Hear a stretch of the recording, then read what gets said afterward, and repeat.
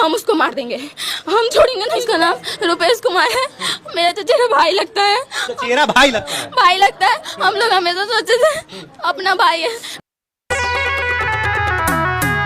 अब बड़ा ही शर्मनाक कहानी है। क्या नाम है आपका? आलू भारती। अच्छा बताया जा रहा आपकी बहन का कोई भाई है? पूजा रिकॉर्डिंग स्टूडियो जहानाबाद।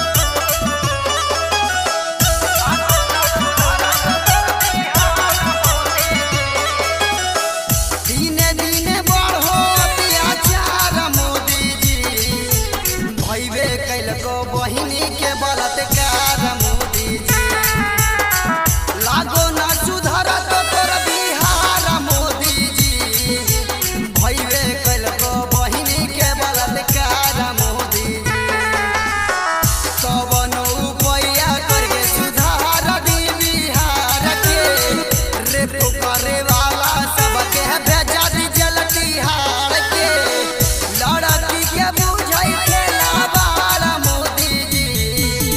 भइबे कइलको बहिनी के बलात्कार मोदी लागो ना सुधर तो तोर बिहार मोदी जी भइबे कइलको बहिनी के बलात्कार मोदी जी।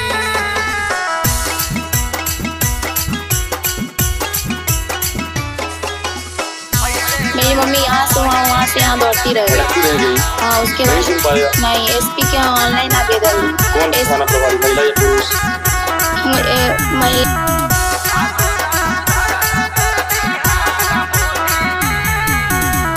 जिला वैशाली हाजीपुरा के हई बात जी बिहार के कानून कौनो दे हई नहीं साथ जी।